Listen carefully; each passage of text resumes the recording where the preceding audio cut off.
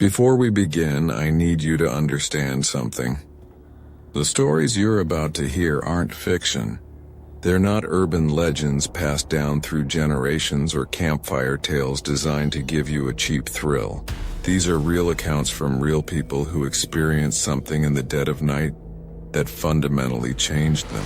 Something that made them question the safety of their own homes, the reliability of their own senses, and the very nature of the world around them. The dead of night.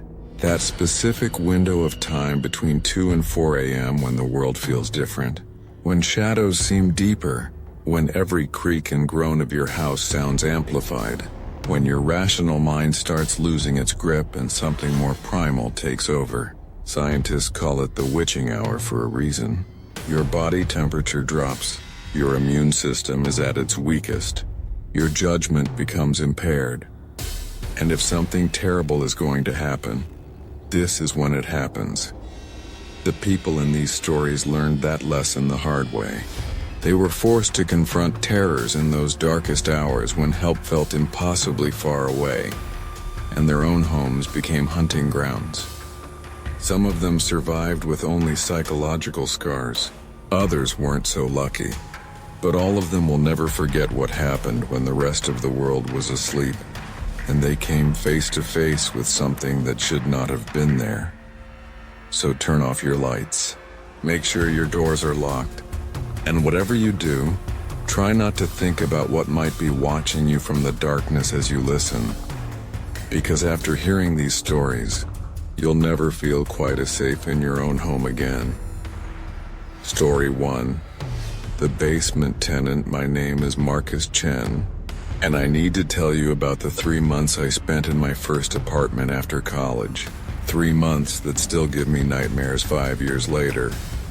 I just landed my first real job at a marketing firm in Seattle and needed a place fast. My budget was tight. Really tight, so when I found a basement apartment for half the going rate, I jumped on it without asking too many questions. The landlord, an elderly woman named Mrs. Kowalski, seemed sweet enough. A little too eager to rent the place out, but I chalked that up to the location, which wasn't great, and the fact that it was underground with only those narrow horizontal windows near the ceiling. The apartment itself was actually decent. 1 bedroom, small kitchen, bathroom, living area. It had been recently renovated, which I thought was odd given how cheap the rent was. Everything was freshly painted, new carpet, new fixtures. Mrs. Kowalski even apologized for the smell of paint still lingering in the air. She told me the previous tenant had left suddenly and she'd needed to fix a few things. I didn't think anything of it at the time. The first 2 weeks were fine. I was working long hours trying to prove myself at the new job, so I was barely home except to sleep. But then I started noticing things. Small things at first. I'd come home and find cabinet doors open that I was certain I'd closed. Food items moved around in my fridge. My toothbrush in a different position on the bathroom sink. I'm a pretty organized person. Borderline OCD, actually. So these things bothered me more than they probably should have. I convinced myself I was just stressed and forgetting things. But then the sound started. It was always around 2 or 3 a.m. I'd wake up to this scratching noise. At first I thought it was pipes or the building settling, but the more I listened, the more it sounded deliberate, rhythmic, like someone dragging their fingernails across drywall, over and over and over. The sound seemed to come from the walls themselves, moving around the apartment. One night it would be near my bedroom, the next night in the living room, then the bathroom. I mentioned it to Mrs. Kowalski and her face went pale. She insisted it was just mice and sent someone to put down traps, but we never caught anything. The scratching continued. 3 weeks in, things escalated. I woke up one night at exactly 2:47 a.m. I remembered because I checked my phone. The scratching had stopped, but now I heard something else. Breathing. Heavy, labored breathing like someone who'd just run a marathon. It was coming from inside my apartment. I lay there frozen, trying to convince myself it was coming from outside, from an upstairs neighbor, from anywhere but inside my locked apartment. But I couldn't deny what my ears were telling me. Someone was in my living room breathing. I don't know how long I stayed paralyzed in my bed. It felt like hours, but was probably only minutes. Eventually, the breathing stopped. I waited until sunrise before I got the courage to leave my bedroom. The apartment was empty. Nothing was disturbed. But my front door, which I had definitely locked and deadbolted, was unlocked. Just unlocked, not open. Like someone had carefully unlocked it from the inside and left. I should have moved out right then. God, I wish I had. But I was young and stupid and broke, and I convinced myself I'd forgotten to lock the door, that the breathing had been a nightmare, that I was overreacting. The incident that finally made me leave happened 2 nights later. I'd taken to sleeping with a baseball bat next to my bed, and a chair wedged under the doorknob. Ridiculous, I know, but it made me feel safer. I was having trouble falling asleep, just lying there in the dark, when I heard my bedroom doorknob start to turn, slowly, deliberately. The chair I'd wedged under it prevented the door from opening, but I watched in absolute terror as the knob turned all the way to the left, then back to the right, then left again. Someone was testing it, trying to find a way in. I grabbed my phone and turned on the flashlight, shining it at the door. The doorknob immediately stopped moving. I sat there for what felt like an eternity. That flashlight beam trained on the door, my heart hammering so hard I thought I might have a heart attack. And then I heard it. A voice, barely above a whisper, coming from just outside my bedroom door. "Why are you in my home?" The voice was male, raspy, filled with confusion and anger. It said it again, louder this time. "Why are you in my home?" I completely lost it. I started screaming, grabbed my baseball bat, and charged at the door, ripping the chair away and flinging it open. The living room was empty. Completely empty. But the smell, Jesus Christ, the smell. It was like rot and mildew and something chemical all mixed together. It made my eyes water. I ran to the front door. Locked and deadbolted, just like I'd left it. The windows, those narrow basement windows near the ceiling, were all closed and locked too. There was no way anyone could have gotten out. But there was no one there.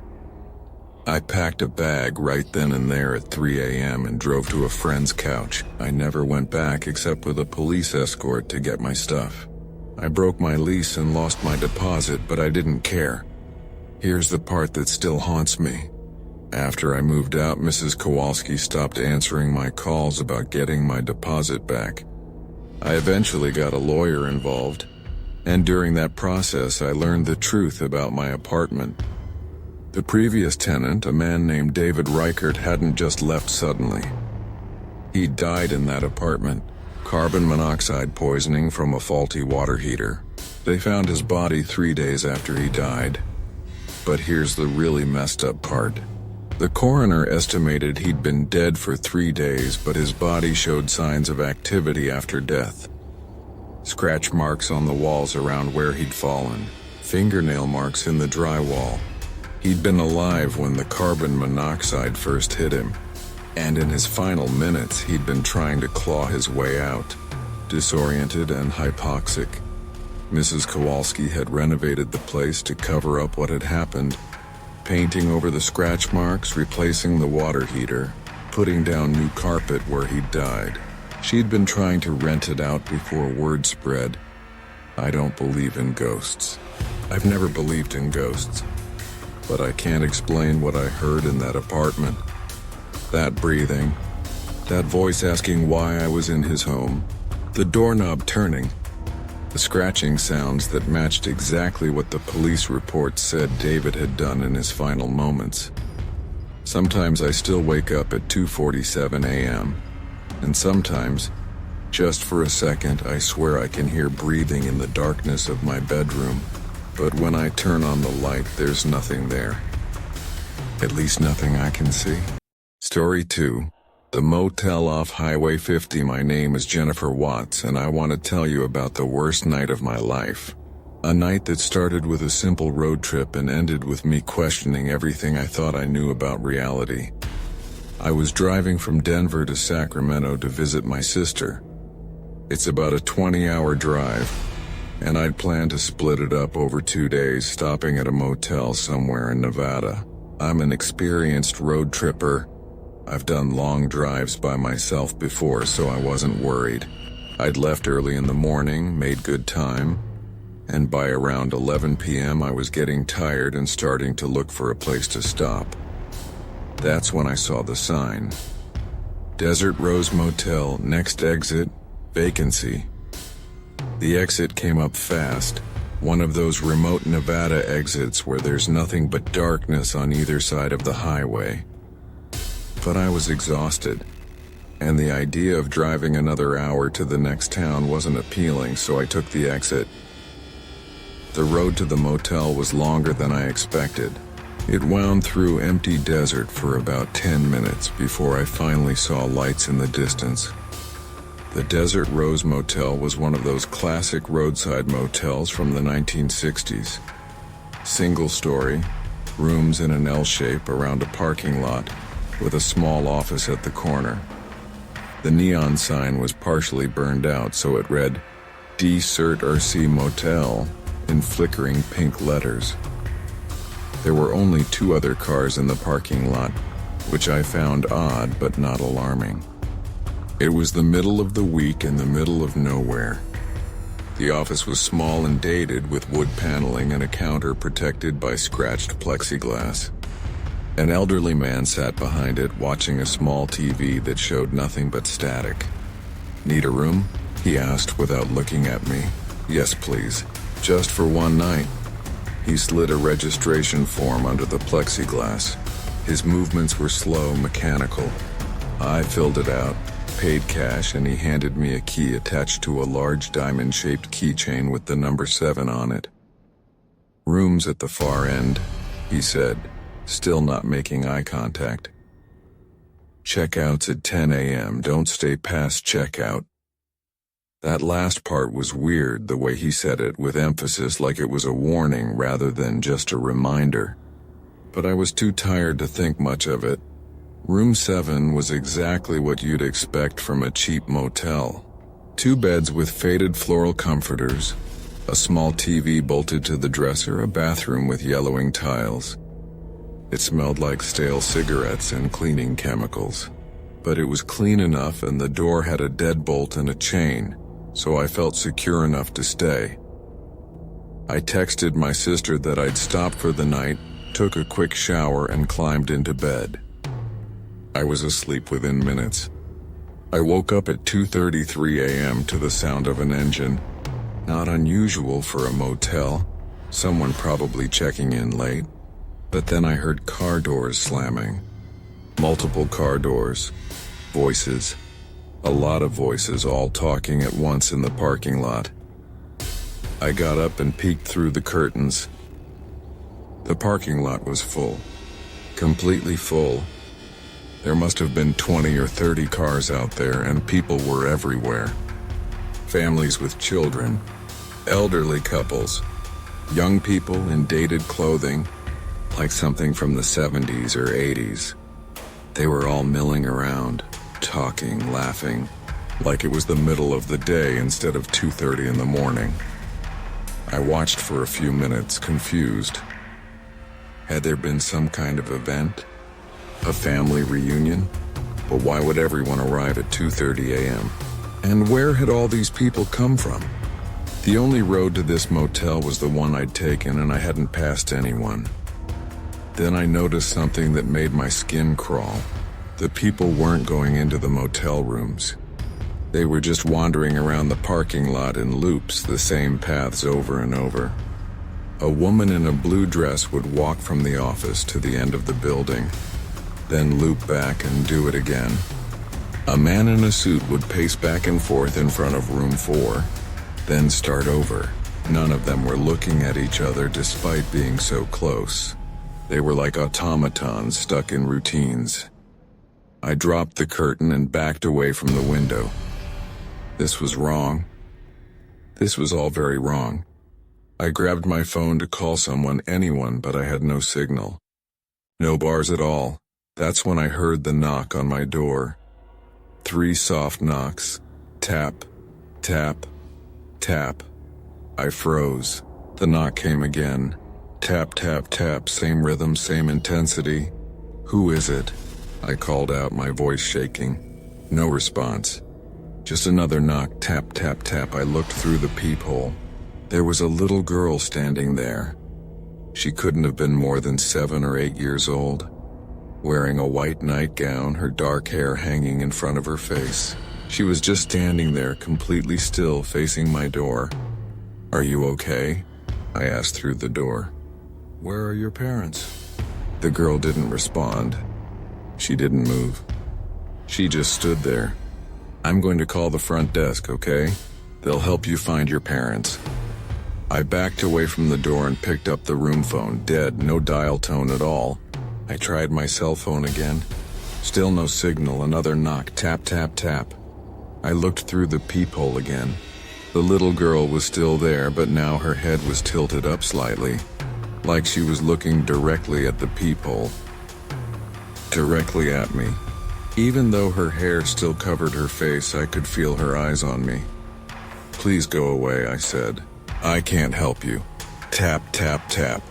This continued for what felt like hours, but was probably only 10 or 15 minutes. The girl would knock. I'd tell her to go away. She'd knock again. I was shaking so badly I could barely stand.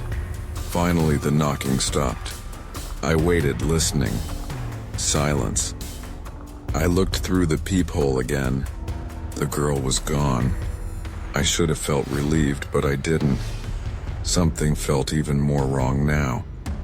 I looked out the window again, pulling the curtain back just slightly. The parking lot was empty. Completely empty. All the cars were gone. All the people were gone. It was like they'd never been there.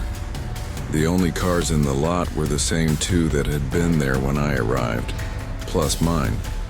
I didn't sleep the rest of the night.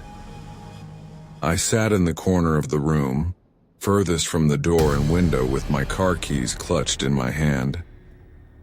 I watched the clock drag toward sunrise. At exactly 6 a.m., the first rays of sunlight came through the window, and I immediately started packing.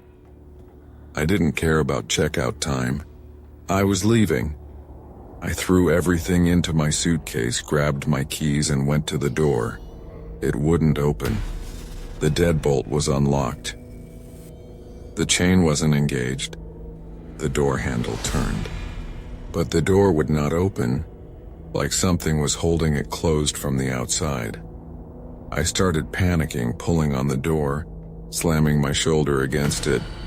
Nothing, it was like it was welded shut, and then at exactly 7 a.m. the door just opened. No resistance at all. It swung open like nothing had been wrong. I ran to my car and got the hell out of there. I didn't stop at the office to officially check out. I just left. When I got back to the highway, I immediately pulled over and searched for the Desert Rose Motel on my phone. Nothing. No website, no reviews, no mention of it anywhere. I found the exact spot where I'd taken the exit, and according to Google Maps, there's nothing there. No exit, no road, no motel. I drove back 2 weeks later with my boyfriend. We found the exit, took it, followed the road. There was nothing there. Just empty desert. No buildings, no foundation, no sign that anything had ever been there. Just scrubland and rocks, but I have the keychain. The diamond-shaped keychain with the number 7 on it. It's real. It's sitting in my junk drawer right now. Proof that I didn't imagine it. Sometimes I wonder about that little girl. Who she was. Why she knocked on my door. What would have happened if I'd opened it. But mostly I wonder about all those people in the parking lot, walking in loops, trapped in their routines. And I wonder if I'd stayed past checkout, would I have become one of them? Story 3. The Thing in the Attic. My name is Robert Sawyer, and I've lived in my house for 15 years. It's a beautiful old Victorian in upstate New York, built in 1892, with all the original woodwork and those high ceilings you don't see anymore. My wife and I bought it as a fixer-upper, and over the years we've renovated everything. Kitchen, bathrooms, bedrooms, all of it. Everything except the attic. The attic access is in the hallway ceiling, one of those pull-down ladder types. We'd been up there a few times over the years just to store boxes and check for leaks, but it was mostly empty space with exposed beams and old insulation. Not particularly interesting and definitely not a priority for renovation. That changed 3 months ago. It was a Tuesday night, sometime around 1 a.m. My wife Karen was out of town visiting her mother, so I was alone in the house. I'd fallen asleep watching TV in the living room and woke up to the sound of something moving around upstairs. Footsteps. Slow, deliberate footsteps walking across the second floor. My first thought was burglary, but the footsteps didn't sound like someone trying to be quiet. They were heavy, purposeful, like someone who had every right to be there. I grabbed my phone and a large mag flashlight we keep by the door, and slowly made my way upstairs. The second floor was empty. All the bedroom doors were open just as I'd left them. Nothing was disturbed. But the sounds continued, and I realized they weren't coming from the second floor at all. They were coming from above it. From the attic. I stood in the hallway, staring up at the attic access, listening to something walking around up there. Back and forth, back and forth. The footsteps were too heavy to be a raccoon or a squirrel. This was something big. I called the police. They arrived about 20 minutes later, and by then the sounds had stopped. 2 officers searched the house with me, including the attic. We found nothing. No signs of forced entry. No evidence anyone had been there.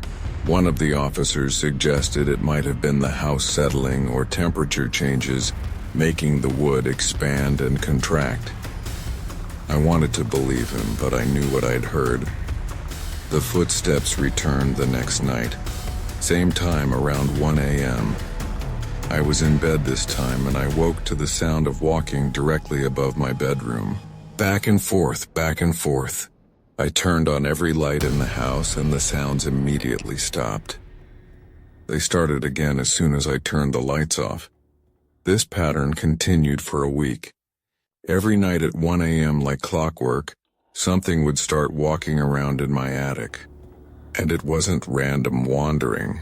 It was the same path, the same rhythm, the same duration. Exactly 17 minutes and then silence. I started sleeping with the lights on.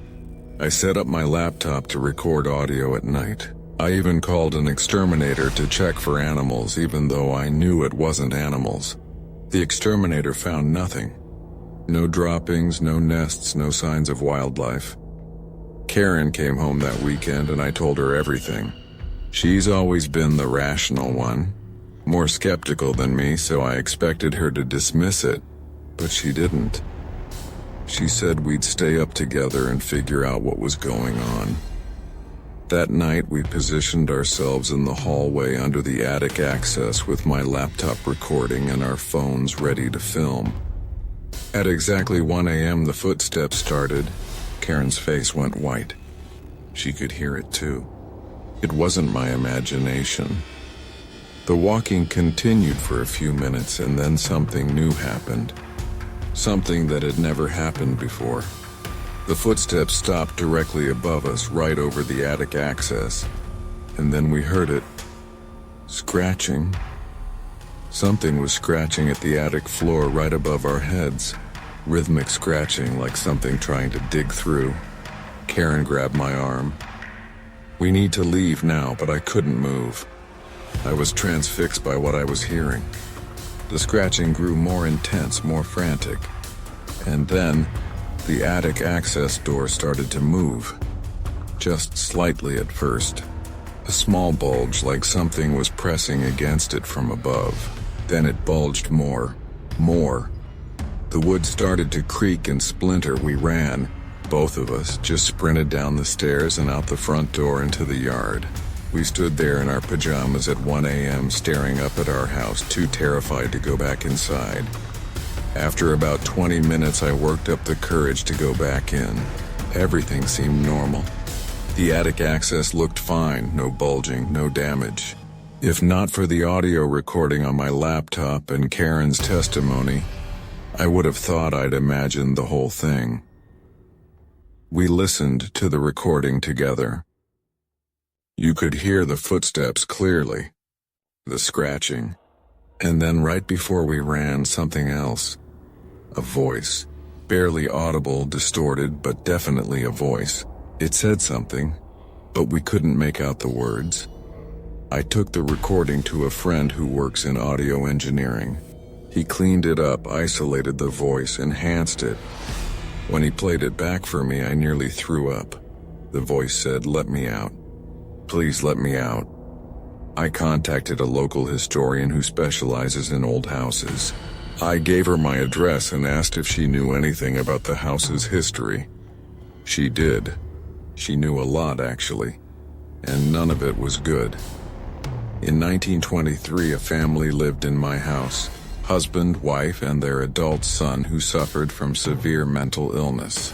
This was before modern psychiatric care, so families often dealt with these situations at home. According to newspaper records, the son had become violent and unpredictable, and the father had made the decision to lock him in the attic for everyone's safety. The son lived in that attic for 3 years. 3 years in that space, unable to leave. The father would bring food up once a day. There was a bucket for a bathroom. No windows, no sunlight, no human interaction beyond those daily food deliveries. In 1926, the father died of a heart attack. The mother had dementia and had forgotten about her son in the attic. He was up there for 2 weeks before neighbors, wondering about the smell, finally called the police. They found the mother wandering the house, confused, and they found the son's body in the attic. He'd starved to death, and in his final days he'd tried to claw his way through the attic floor. His fingernails were worn down to nothing. The wood still bore the scratch marks. When my wife and I renovated the house, we'd redone the second floor, including new flooring in the hallway. The attic access had been replaced with a modern one. We'd essentially sealed over the scratch marks, but they were still there, just hidden beneath new wood. I sold the house. I don't care that we took a loss on it. I don't care that people think I'm crazy. We moved into an apartment, a modern building with no history, no attic, no dark spaces where things can hide. But here's what still haunts me. The audio engineer said something when he gave me back the recording. He said there were actually 2 voices on it. The one asking to be let out, yes, but also another one, fainter, that came right after. He isolated that one too. It said, "He's already out." Story 4. The mirror in my daughter's room. My name is Amanda Foster, and I'm a single mother to a 6-year-old daughter named Lily. We live in a small 2-bedroom house in Oregon. It's just the 2 of us since my husband passed away 2 years ago. Life has been hard, but we've built a good routine, and Lily is the light of my life. At least she was until the mirror. 3 months ago, I bought Lily a new dresser at an estate sale. It was beautiful, solid oak with an attached mirror, and it was a steal at $50. The woman running the sale seemed eager to get rid of it, which should have been my first red flag. But I was so excited about finding quality furniture at that price that I didn't think twice. We set it up in Lily's room that afternoon. She loved it, especially the mirror. She kept making faces at herself, practicing different expressions. It was adorable. That first night I tucked her in, kissed her goodnight, and went to my own room. Around 3 a.m. I woke up to whispers. Lily was in her room talking to someone. I got up and opened her door to check on her. She was sitting up in bed facing the mirror having a full conversation. "Lily? Honey, who are you talking to?" She turned to me and smiled. "My friend. She lives in the mirror. Kids have imaginary friends. It's normal." I chalked it up to that and told her to go back to sleep. But it continued every night. Always around 3 a.m., always the same thing. I'd wake up to her whispering and she'd be sitting up talking to the mirror. After a week of this, I noticed changes in Lily.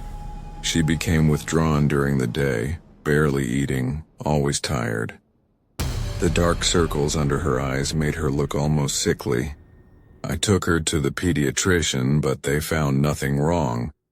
The doctor suggested it might be adjustment issues from losing her father, maybe delayed grief. But Lily insisted she wasn't sad. She said her mirror friend made her happy, that her mirror friend understood her, that her mirror friend wanted to play all the time, especially at night. I tried covering the mirror with a sheet thinking that would stop it. That night, I woke up at 3 a.m. to the sound of something heavy hitting the floor. I ran to Lily's room. The sheet was crumpled on the ground and Lily was standing directly in front of the mirror, her palm pressed against the glass. "Lily, what are you doing?" She didn't turn around. "She wants to come out. She says if I keep my hand here, she can come out and we can play for real." The way she said it, so monotone, so unlike my bright, energetic daughter, made my blood run cold. I pulled her away from the mirror and she started screaming. Actually screaming, thrashing in my arms, trying to get back to it. She kept yelling, "Let me go! She needs me!" I promised I'd let her out. I carried her out of the room and slept with her in my bed that night. The next morning I called my brother and asked him to come get the dresser. I didn't care about the money I'd spent. I wanted it gone. But when we went into Lily's room that morning, we found something that made us both stop dead. There were handprints on the mirror, small handprints child-sized, but they weren't on the surface of the mirror. They were inside it, like someone on the other side had pressed their hands against the glass trying to get out. My brother refused to touch it. He said I should call the police or a priest or someone, but definitely not move it myself. I called the woman who'd sold it to me, but her number was disconnected. I tried to find the address of the estate sale, but there was nothing there. Just an empty lot. That night, I moved Lily into my room. I locked her bedroom door from the outside. I wasn't taking any chances, but around 3 a.m., I woke up to my bedroom door opening. Lily was walking out, her eyes open but glazed over, sleepwalking. I followed her. She went straight to her bedroom door and started pulling on the handle, trying to get in. "Lily, wake up! Lily!" She turned to me, but her eyes were still unfocused. "Mommy, she's crying. She's been crying all day. I promised I'd let her out. I promised." I picked her up and brought her back to bed. She fell asleep instantly like nothing had happened. The next morning, she didn't remember any of it. That day, I did something drastic. I called a junk removal service and had them take the dresser away immediately. I paid them extra to come same day. When they arrived, both men hesitated when they saw it. One of them, an older guy with tattoos covering his arms, actually took a step back. "Where'd you get this?" he asked. "Estate sale." "Why?" He shook his head. "We need to charge you double, maybe triple. That thing, I can feel it from here. Whatever's in that mirror, it's not good." They took it, but they wrapped the mirror in heavy blankets first, refusing to look at it directly. The younger guy told me they were going to destroy it, not donate it, not resell it. He said it needed to be broken and buried. That's the only way to be safe. I thought that would be the end of it. The dresser was gone. The mirror was gone. Everything would go back to normal, but it didn't. That night, Lily woke up at 3 a.m. screaming. I ran to my room where she'd been sleeping and found her sitting up staring at the blank wall. Mommy, she's so angry. She says I broke my promise. She says she's going to find another way out. Lily, the mirror is gone. Your friend is gone. It was just a bad dream. Lily turned to me and her eyes were filled with tears. She's not gone, Mommy. She followed me. She says she can use any mirror now, any reflection. She's been waiting so long and I almost let her out, and now she's going to come out anyway and it's going to hurt. I didn't believe in this stuff. Ghosts, demons, whatever. But the absolute terror in my daughter's voice made me believe. I called a priest that night at 3 a.m. and begged him to come to our house. Father Michael arrived by 8 a.m. He blessed the house, said prayers, the whole thing. When he left, he gave me his card and told me to call if anything else happened. He also recommended I cover or remove every mirror in the house. I did. I took down every mirror, covered the bathroom mirror with paper, even covered reflective surfaces like the TV and windows. Our house looked insane, but I didn't care. That was 2 months ago. Things have been better. Lily's starting to act like herself again. She's eating, playing, laughing. The dark circles are fading. We haven't had any incidents, but 3 days ago something happened that made me realize it might not be over. I was giving Lily a bath, and while I was washing her hair, she looked down at the bath water, and she froze. Mommy? Yes, baby. She's in the water. She's looking at me from the water. I looked down. The water was still reflecting the ceiling light. Just water. But Lily was staring at it with absolute terror. She says she's almost ready. She says she's been practicing. She says any reflection will work if she's strong enough. I pulled Lily out of the bath immediately and drained the water. We haven't used the bathtub since. Only showers, and I make sure Lily keeps her eyes closed. I don't know what to do. We can't avoid all reflections. They're everywhere. Windows at night, puddles, screens, anything glossy or reflective can catch an image. I've thought about moving, but Lily says the woman in the mirror told her she'd follow us anywhere now. That she's attached to Lily because Lily almost let her out. Last night I woke up at 3 a.m. Not because of noise, but because I felt like I was being watched. I opened my eyes and saw Lily standing next to my bed. But she wasn't looking at me. She was looking at the dark TV screen across the room. And in the faint light, I could see it too. A reflection that shouldn't be there. A small figure standing in the TV screen even though no one was standing in that spot in the room. Lily whispered. She says 3 more days. That's how long she needs. 3 more days and she'll be strong enough to come out all the way. And when she does, she says she's going to take my place. She's going to live in the real world and I'm going to live in the mirror instead. I grabbed Lily and we left the house that night. We're staying in a hotel now. A room with no mirrors. I've asked them to remove the TV, but I know we can't stay here forever. And I know that 3 days is almost up. It's been 2 days since Lily told me that. 1 more day, 24 more hours, and then, if what she says is true, something is going to come through. Something that's been trapped in mirrors, jumping from reflection to reflection, waiting for a weak point to break through. I don't know what's going to happen tomorrow night at 3 a.m. I don't know how to stop it. I've called priests, paranormal investigators, anyone I can think of, but they all say the same thing. If an entity has attached itself to someone, especially a child, it's almost impossible to break that connection without help from the other side. One medium I spoke with told me something that's been replaying in my mind ever since. She said entities that live in mirrors are trapped there for a reason. They're usually people who died looking at their own reflection. so consumed by vanity, rage, or despair that their soul couldn't move on. They became bound to reflective surfaces, able to see out but never escape, until they find someone willing to let them out. She said the handprints I saw inside the mirror were a sign. It meant the entity was close, so close to breaking through, and if it succeeded, if it managed to swap places with Lily, my daughter would be the one trapped, conscious, aware, but unable to do anything except watch the world from behind the glass while something else lived her life. Tonight is the night.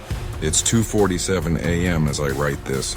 I'm sitting on the hotel room floor with Lily sleeping fitfully beside me. I've turned off all the lights. I've unplugged everything. I've even put towels over the bathroom doorway so no light can create reflections, but I can hear Lily whispering in her sleep. Almost time, almost time, almost time. And in the darkness, in the black screen of my phone as I type this, I swear I can see something moving. A shape getting clearer, getting closer. 13 minutes until 3 a.m. If you're reading this, please, I'm begging you, be careful with mirrors you don't know the history of. Be careful with antiques from estate sales. And if your child ever tells you they have a friend in the mirror, get rid of that mirror immediately. Don't wait. Don't think it's just imagination. Because sometimes the things in the mirror are real, and sometimes they find a way out. 12 minutes now. I can see her clearly in my phone screen. A little girl, but wrong somehow. Her proportions are off. Her movements are jerky. And she's smiling. Lily just opened her eyes. She's staring at the black TV screen across the room. Even though I covered it with a blanket. She's smiling too, Mommy, she whispers. It's time. She's ready. I have to go. I have to. The rest of this account was found on Amanda Foster's phone, which was discovered in a hotel room in Portland, Oregon. The room was registered to her name, and according to hotel staff, she and her daughter had checked out normally at 10 a.m. the following morning. Staff described both mother and daughter as seeming perfectly fine and very polite. However, Amanda Foster's brother, who was expecting to meet them for lunch that day, reported them missing when they never arrived and stopped answering their phones. Police investigated but found no evidence of foul play. 3 weeks after they disappeared, a hiker found Amanda Foster's body in a ravine about 40 miles from the hotel. She had been deceased for approximately 3 weeks. Cause of death was determined to be a fall, though how she ended up in that location remained unclear. Lily Foster has never been found. Strangest of all, neighbors of Amanda's house reported seeing lights on in the property 2 nights after the estimated time of Amanda's death. One neighbor claimed she saw a small girl matching Lily's description looking out the window. When police investigated, the house was empty. The bathroom mirror, which Amanda had covered with paper, had been uncovered. On its surface, written in what appeared to be condensed moisture, were 4 words. She let me out. The estate sale where Amanda purchased the dresser has never been located. The address she provided led to an empty lot that, according to county records, has been vacant since 1967. If you're listening to this, take Amanda's warning seriously. And whatever you do, if you see a little girl in a mirror who isn't your reflection, don't look directly at her. Don't acknowledge her. And never ever let her know you can see her, because if she knows you can see her, that means you're next. Finally, those were 4 real accounts from 4 real people. Well, 3 survivors and 1 tragic case that's still open with police. These aren't legends. These aren't stories passed down through generations. These are recent events, documented, witnessed, and in some cases still ongoing.